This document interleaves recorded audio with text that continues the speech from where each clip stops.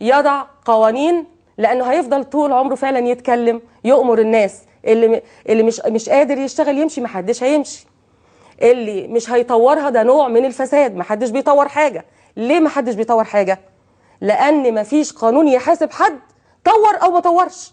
والمثال عندنا في مسبيرو وفي وزاره الزراعه والاثار والصحه. امال ليه البلد ما فيش مؤسسه فيها الا وبتخسر وبتتسرق؟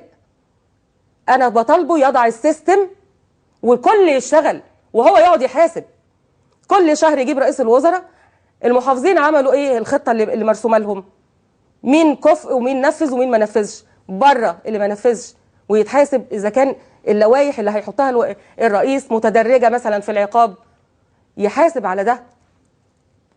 ويجيب غيره من لسته بقى عنده فيها معايير ناس اتقدمت لشغل الوظائف دي كوزراء ولا محافظين، هو بس يقعد يشوف مين نفذ مين ما نفذش.